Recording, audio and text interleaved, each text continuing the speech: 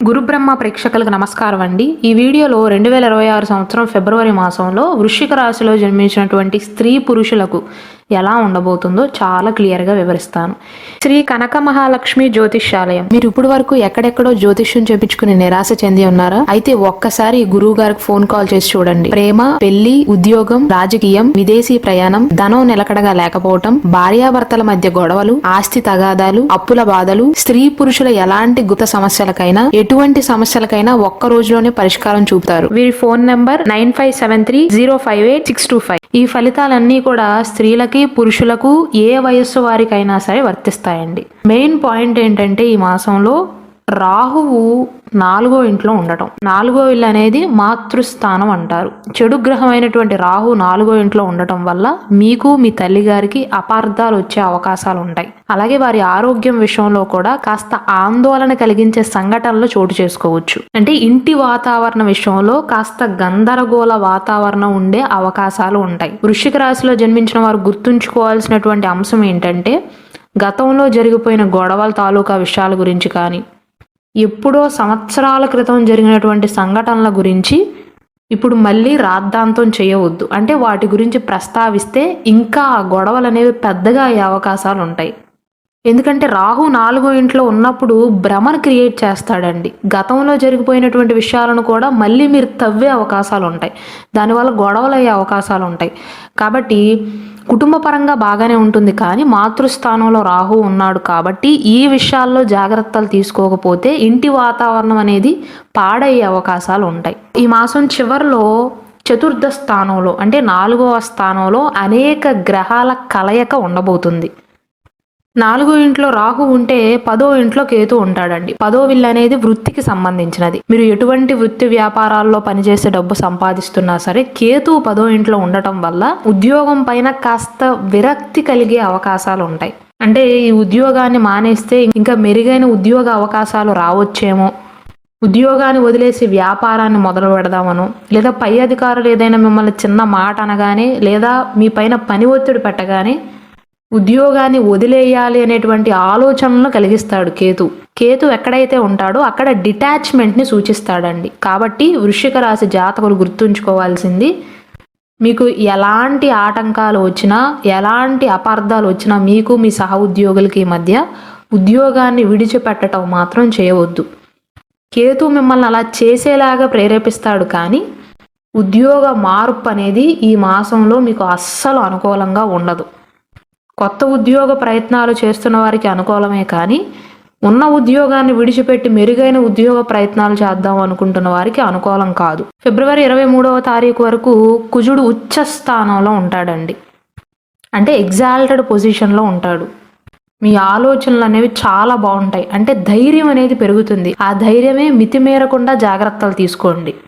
Me way of talking అనేది improve అవుతుంది. అంటే ఎదుటివారితో మాట్లాడేటువంటి పద్ధతి అనేది బాగుంటుంది.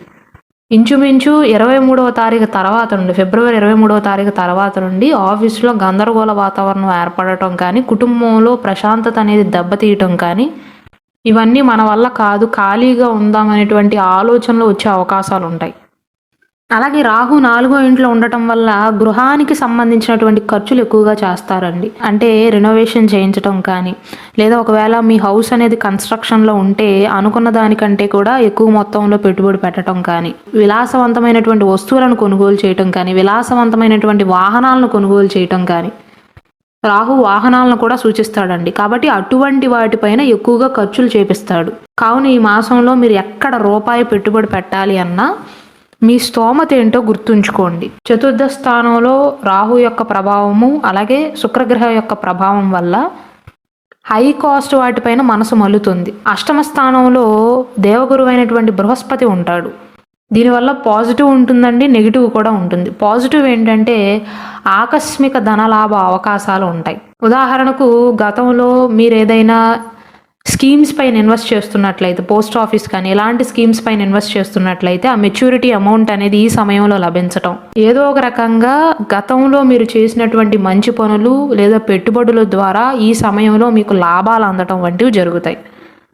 అయితే నేను ఇంతకు ముందు చెప్పినట్లుగా శుక్ర రాహువుల యొక్క ప్రభావం వల్ల ఖర్చులు విపరీతంగా చేస్తారు వృశ్చిక రాశి జాతకులు. ఒకవేళ మీ చేతిలో ఎక్కువగా ధనం ఉన్నట్లయితే మీకుండేటువంటి అప్పులు తీర్చే ప్రయత్నాలు చేయండి తప్ప ఈ మాసంలో ఎక్కువగా చేతిలో నిల్వ ధనాన్ని ఉంచుకోవద్దు. అలాగే వృశ్చిక రాశి జాతకులకు ఈ మాసంలో ఎక్కువగా ఇంటికి చుట్టాలు రావటం కానీ లేదా మీరే చుట్టాలకు సంబంధించినటువంటి ఫంక్షన్లకు పెళ్ళిళ్ళకు హాజరవటం కానీ ఎక్కువగా తిరిగే అవకాశాలు ఉన్నాయండి. అంటే 10 మందిలో కలిసే అవకాశాలు ఎక్కువగా ఉంటాయి. ఇంట్లో ఆ సందడి వల్లే విద్యార్థులలో కూడా వృశ్చిక రాశిలో జన్మించినటువంటి విద్యార్థులు చదువు పైన ఏకాగ్రతను కోల్పోతారు. విద్యాపరంగా అనుకూలంగానే ఉంటుంది. అష్టమ స్థానంలో గురువు ఉన్నాడు కాబట్టి అద్భుతమైనటువంటి జ్ఞానాన్ని అందిస్తాడు. ఇంటెలిజెన్స్ విషయంలో కానీ చదివిని గుర్తుంచుకోవడం విషయంలో కానీ ఎటువంటి విషయాల్లో కూడా ఆటంకాలు ఉండవండి. కాకపోతే వారి యొక్క కాన్సన్ట్రేషన్ అనేది ఇంటి వైపు మల్లుతుంది. కొత్త ఉద్యోగ ప్రయత్నాలు చేస్తున్న వారికి కూడా అనుకూలంగానే ఉంటుందండి. ఆరోగ్యపరంగా కనుక చూసుకున్నట్లయితే మీకు ఈ వీడియో స్టార్టింగ్లో చెప్పినట్లుగా ఫిబ్రవరి 23వ తారీఖున కుజుని యొక్క ట్రాన్సిషన్ అనేది ఉండబోతుంది. రాహు ప్లస్ కుజుడు కలిస్తే దాన్ని అంగారక యోగం అంటారు. ఆ యోగం అనేది మంచిది కాదు. పైగా కుటుంబ స్థానంలో జరగబోతుంది, మాతృస్థానంలో జరగబోతుంది 4వ ఇంట్లో. దానివల్ల ఏమవుతుందంటే బయట జరిగినటువంటి విషయాలు కానీ ఒకవేళ బయట మిమ్మల్ని ఎవరైనా అవమానించారనుకోండి అది తీసుకొచ్చి ఇంట్లో వారి పైన చూపిస్తారు. ఇంట్లో హీటెడ్ ఆర్గ్యుమెంట్స్ అనేవి పెరుగుతాయి. లేదా బాగా ఆవేశంలో ఉన్నప్పుడు వాహనాలను నడపటం కానీ ర్యాష్ డ్రైవింగ్ చేయటం కానీ ఇంతకుముందు చెప్పినట్లు గతంలో ఎప్పుడో సంవత్సరాల క్రితం జరిగిపోయినటువంటి సంఘటనలు కూడా మళ్ళీ గుర్తు చేసుకుని ఇంట్లో వారిని దెప్పి పొడవటం కానీ అంటే మీలో ఒక ఫ్రస్ట్రేషన్ అనేది పెరిగే అవకాశాలు ఉంటాయండి. కాబట్టి అంగారక యోగం ఏర్పడిన తర్వాత వృశ్చిక రాశి వారు ఎంత తక్కువగా మాట్లాడితే అంత మంచిది. 23వ తారీఖు ముందు కుజుడు ఉచ్చ స్థానంలో ఉంటాడు కాబట్టి అంటే మీ రాశ్యాధిపతి అయినటువంటి కుజుడు 3వ ఇంట్లో ఉంటాడు కాబట్టి పరాక్రమ స్థానంలో ఉంటాడు కాబట్టి అప్పటి వరకు మాత్రం మీలో ధైర్య సాహసాలు అనేవి పెరుగుతాయండి. 23 తర్వాత మాత్రం కంప్లీట్గా పిక్చర్ అనేది మారిపోతుంది. రాహువు కుజులు ఇద్దరూ కూడా శత్రువులు. కుటుంబానికి సంబంధించి 23వ తారీఖు తర్వాత ఏదో ఒక గందరగోళ వాతావరణం ఏర్పడే అవకాశాలు ఉంటాయి. కాబట్టి జాగ్రత్తగా మాత్రమే చెప్తున్నాను. కేతువు 10వ ఇంట్లో ఉండటం వల్ల వృత్తి విషయంలో మీరు చేస్తున్నటువంటి ఉద్యోగ వ్యాపారాల విషయంలో అనుకోని మార్పులు లేదా ఈ ఉద్యోగాన్ని విడిచిపెట్టేసి ఏదో ఒక వ్యాపారం పెట్టుకుందాం అనేటువంటి విరక్తి కలిగే అవకాశాలు ఉంటాయి. ఇవన్నీ కూడా కేవలం తాత్కాలిక ఇబ్బందులు మాత్రమే. పరిహారాల విషయానికి వస్తే వృశ్చిక రాశిలో జన్మించినటువంటి జాతకులు మీరు ఆరోగ్యంగా ఉన్నట్లయితే వీలైతే అవసరమైన వారికి రక్తదానం చేయటం మంచిదండి. మెయిన్గా మీకు ఈ మాసంలో 23వ తారీఖు తర్వాత ఇబ్బంది పెట్టేది కుజుడు కాబట్టి సుబ్రహ్మణ్యేశ్వర స్వామి వారి ఆరాధన చేయటం మంచిది. శ్రీ కనక మహాలక్ష్మి జ్యోతిష్యాలయం. మీరు ఇప్పుడు వరకు ఎక్కడెక్కడో జ్యోతిష్యం చేపించుకుని నిరాశ చెంది ఉన్నారా? అయితే ఒక్కసారి గురువు గారికి ఫోన్ కాల్ చేసి చూడండి. ప్రేమ, పెళ్లి, ఉద్యోగం, రాజకీయం, విదేశీ ప్రయాణం, ధనం నిలకడగా లేకపోవటం, భార్యాభర్తల మధ్య గొడవలు, ఆస్తి తగాదాలు, అప్పుల బాధలు, స్త్రీ పురుషుల ఎలాంటి గుప్త సమస్యలకైనా ఎటువంటి సమస్యలకైనా ఒక్క రోజులోనే పరిష్కారం చూపుతారు. వీరి ఫోన్ నంబర్ 9573058625.